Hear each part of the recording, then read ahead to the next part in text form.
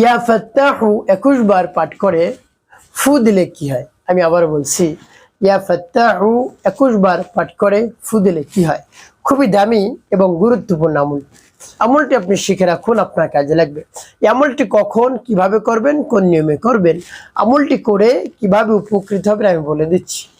এই আমলটি করে যখন আপনি লাভবান হবেন, উপকার পাবেন, আনন্দে আত্মহারা হয়ে যাবেন। আপনি মনে মনে বলবেন এই আমলটি আরো আগে কেন আমি পাইনি?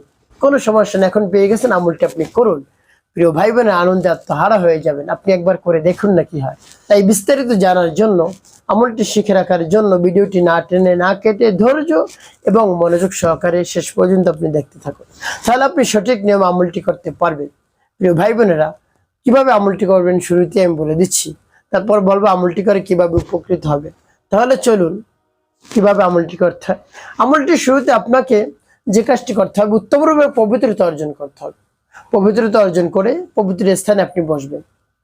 বসে সর্বপ্রথম কি পাঠ করবেন? ইস্তেগফার, ক্ষমা চাওয়ার দোয়া, আস্তাগফিরুল্লাহ আস্তাগফিরুল্লাহ আস্তাগফিরুল্লাহ, বা পূর্ণ ইস্তেগফারটি আপনি পাঠ করতে পারেন।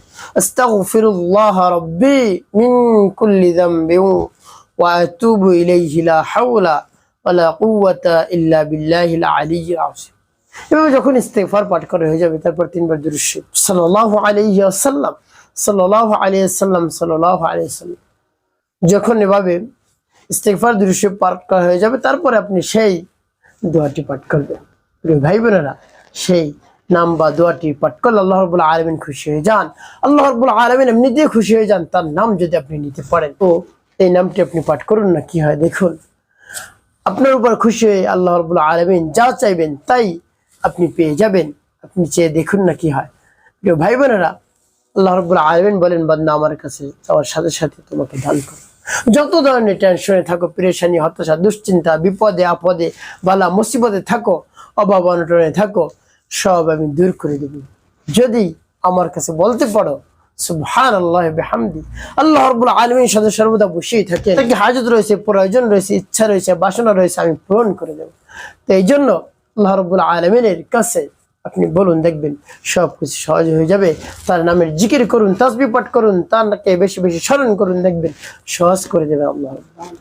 তো এইভাবে ইস্তেগফার দুরূদ শরীফ পাঠ করে হয়ে যাওয়ার পর সেই নামটি পাঠ করবেন।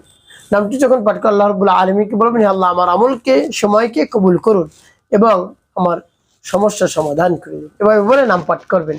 কতবার নামটি পাঠ করবেন, নাম পাঠ করে পরবর্তী কি কি করবেন, কোন উদ্দেশ্যের জন্য পাঠ করতেছেন বলে দিচ্ছি। আগে নামটি বলে নেই।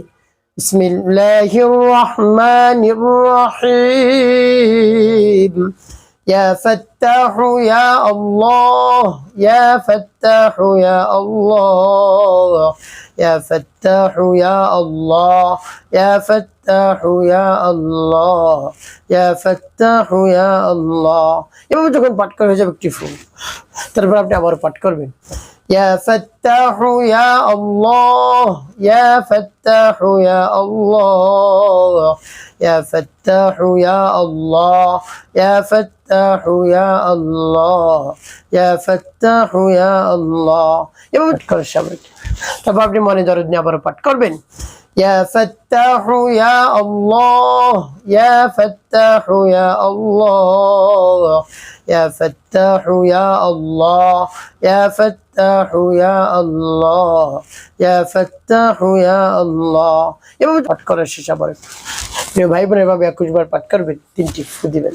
শেষে আপনি 3 বার দুরূদ ইব্রাহিম পাঠ করবেন, আল্লাহুম্মা সাল্লি আলা মুহাম্মাদ ওয়া আলা আলি মুহাম্মাদ কামা সাল্লাইতা আলা ইব্রাহিম ওয়া আলা আলি ইব্রাহিম ইন্নাকা হামিদুম মাজিদ।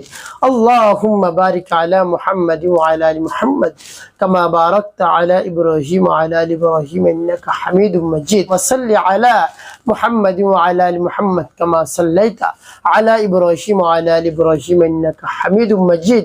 আল্লাহুম্মা বারিক আলা মুহাম্মাদ ওয়া আলা আলি মুহাম্মাদ কামা বারাকতা আলা ইব্রাহিম ওয়া আলা আলি ইব্রাহিম ইন্নাকা হামিদুম মাজিদ। ওয়া সাল্লি আলা মুহাম্মাদ ওয়া আলা আলি মুহাম্মাদ কামা সাল্লাইতা আলা ইব্রাহিম ওয়া আলা আলি ইব্রাহিম ইন্নাকা হামিদুম মাজিদ।